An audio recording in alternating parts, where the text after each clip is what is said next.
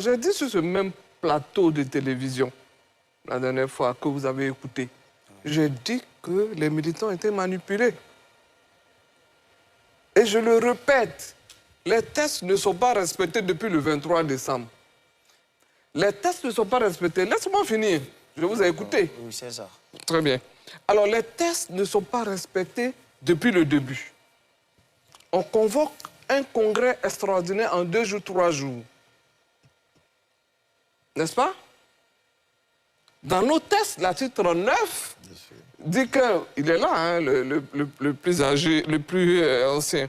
Dans l'article 39 dit, pour faire un congrès, il faut un président de bureau, un secrétaire général, un patati patata. Rien du tout. Les militants, on leur demande de venir voter même à la maison du PDCI-ADA. C'est du jamais vu.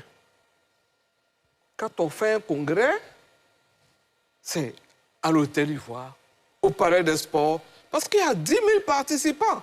Mais qui a contrôlé ces 10 000 participants pour élire M. Tidiane Thiam? Dites-moi. Qui Non. Okay. Est-ce que vous n'êtes pas militant même du PDCI-ADA? Alors, qui a contrôlé tous ces militants? Les militants étaient manipulés. On ne sait même pas, puisque parmi nous, les dissidents, on n'était même pas impliqués même dans cette organisation. Mais comment on pouvait savoir ceux qui sont venus voter? On dit, si vous avez une carte de membre, vous venez voter. On a fait l'expérience. Il y avait des secrétaires de section, des gens qui sont venus, ils avaient des cartes, qui n'étaient pas membres de ces instances-là et qui ont voté. Mais ils étaient membres du PDCI-ADA? Oui, tu as une carte simple, tu es militant du PDCI-ADA. Valérie a posé ça, moi j'aimerais réagir. C'est pour dire que réagir à ce que vous dites. Manipulé. Et vous posez cette question, voilà, justement. Vous êtes sur ce plateau, vous dites, moi, Valérie Apo, je ne suis pas manipulable, oui, je suis courageuse. Oui. Et vous accusez des militants d'avoir été manipulés. C'est un peu incohérent. Manipulation à 99,%. Est-ce que vous pensez que c'est possible réellement? Mais c'est ce que je vous dis. Puisqu'il n'y avait personne pour contrôler. Donc, moi, dans mon analyse, c'est une manipulation. Est-ce que vous comprenez? Je ne suis pas manipulable parce que les gens me connaissent. Les Ivoiriens, peut-être, m'ont découvert maintenant.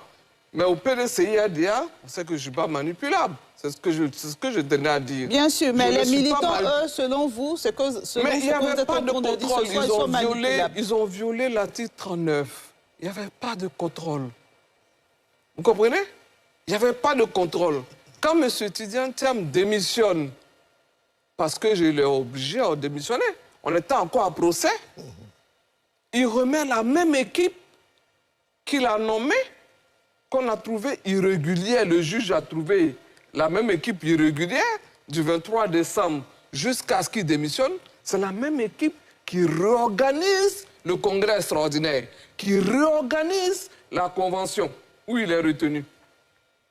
Tout ça, c'est illégal. Mais franchement, je ne voulais pas parler même de ça ici aujourd'hui. D'accord. La question de Dr Ewusu Allen, donc, sur la proximité avec Jean-Louis Buyon. Est-ce qu'on avait un agenda caché depuis le début qui a été mis au grand jour? Je veux dire, j'ai pris moi-même ma carte aussi du PDCI en 1990.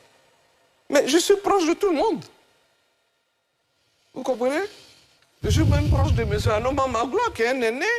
Je suis proche même de tous ceux qui sont partis, même au RHDP. Je suis proche du Premier ministre Bombay. Je suis proche du ministre Hachi. Mais pourquoi les Ivoiriens veulent faire croire que c'est parce que je suis proche du président Bion que j'ai fait le procès? Non. Je me suis défendu. Je me suis défendu. Voilà. Avec courage, je me suis défendu. Je suis la deuxième femme à avoir fait la prison pour le PDCI après Marie Corée. Et je sais ce que j'ai traversé. Alors, je ne pouvais pas accepter. Je me suis défendu. Pourquoi vous n'acceptez pas? Non. En fait, je ne doute pas de votre bonne foi. Votre bonne foi. En fait, tout à l'heure, quand elle parlait, moi, j'ai juste capté... Oui, on a bien compris ça. J'ai juste capté ce point de phrase-là où elle dit que Dieu merci, parmi les militants, il y en a qui ont été gagnés par la lucidité, qui aujourd'hui se sont rapprochés de Bion, de M. Bion. Donc, quand elle parle ainsi, quand elle parle ainsi, moi, c'est mon analyse personnelle et je pense que nombreux sont ceux qui vont penser ainsi. Oui. Est-ce à dire que le mouvement IRS là, est-ce à dire que ce mouvement-là travaille de façon souterraine pour M. Bion? Est-ce que vous faites partie du mouvement IRS? Non, je ne fais pas partie du mouvement IRS. Elle ne fait pas partie du mouvement. Elle ne fait pas partie, d'accord. Allez-y rapidement, réagissez. Je suis la dernière question. Je ne fais pas partie du mouvement IRS. Le responsable est là, il va répondre lui-même. Alors non, je vais répondre pour parler de ce que j'ai dit tout à l'heure. Alors, quand j'ai fini le procès, quand il a été radié, j'ai fait des émissions parce que le procès n'était pas encore fini. On n'avait pas encore la décision définitive du juge. Hein. Alors, j'ai fait des émissions et j'ai demandé un plan B. Un plan B, c'est quoi? C'est un plan B avec un militant du PDCI-RDA. Ce n'est pas la première fois qu'on réclame un plan B.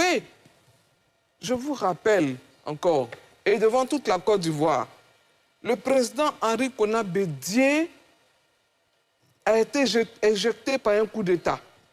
En 2000, nous devons aller à la Convention pour participer aux élections d'octobre avec Guy Roubert, feu Guy Roubert. Le PDCI a retenu la candidature de M. Bombé pendant que M. Henri Konan Bédié avait déposé son dossier. La majorité a choisi M. Émile Constant Bombé pour représenter le PDCI pendant que le président Bédié était en exil. Le président Bédié a dit non, il faut qu'on se prépare des plans B.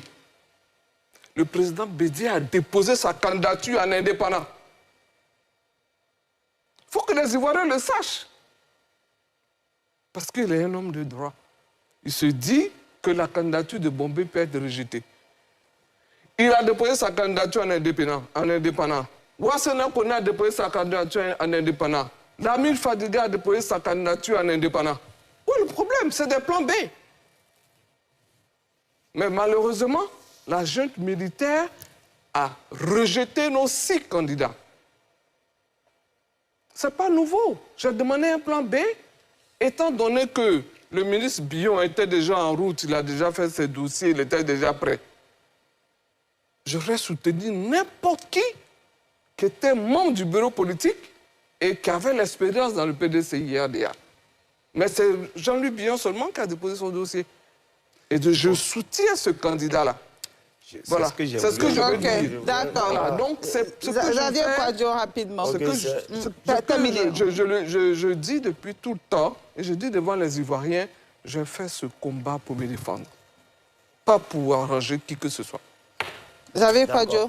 Un parti politique est un groupe de privés. C'est ça. Alors, un rappel, c'est FEDAM. La deuxième femme qui a fait la prison après Corée. Oui, Marie Corée. Oui. Voilà, elle a, je crois, plus de 10 ans ou 40 ans de bureau politique. Non, ne redisez pas, c'est 10 ans. Oh, c'est 10 ans. 12 ans. C'est des bons. Alors, avec tous ces exploits-là, est-ce qu'elle ne trouve pas incompréhensible que ce parti politique-là, cette association de privés-là, ne lui ramène pas la balle, ne voit pas en elle cette femme si audacieuse, si brillante, si entreprenante, qui arrive à voir les défauts, les défaillances, là où 99% des militants n'arrivent pas à voir Quels sont les non-dits de votre question? Ce que je veux comprendre, est-ce qu'elle ne trouve pas que c'est, à la limite, un peu prétentieux de sa part de trouver que tout un parti politique n'a pas vu les défauts de ce qui a été fait, tout un parti politique ne voit pas ce qui est fait?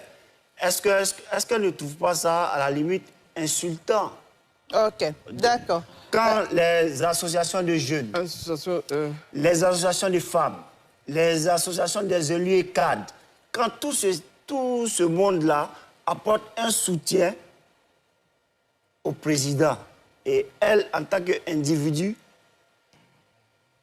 met tout cela en cause. À la limite, met en doute leur capacité d'analyse, parce qu'elle arrive à le faire là où tout ce monde-là, composé d'experts, d'élus, d'hommes de droit et autres, ne voit pas.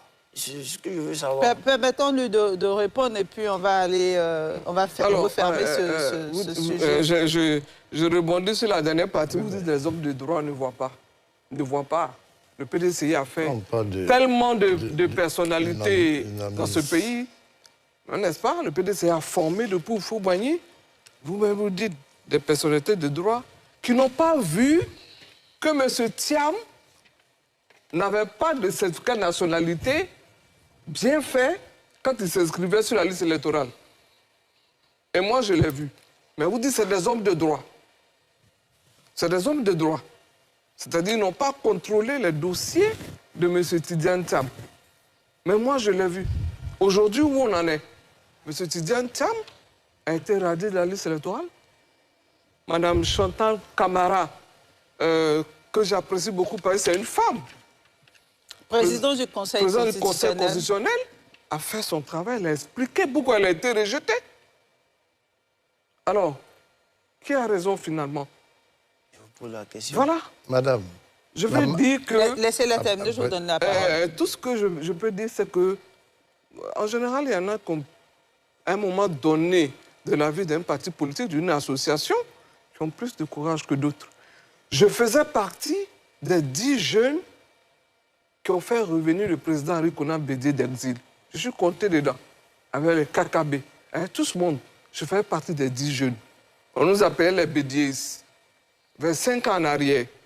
Et on a tout fait quand ces mêmes aînés qui soutiennent M. Tidiane Thiam aujourd'hui ont demandé que le président Bédié soit en congé.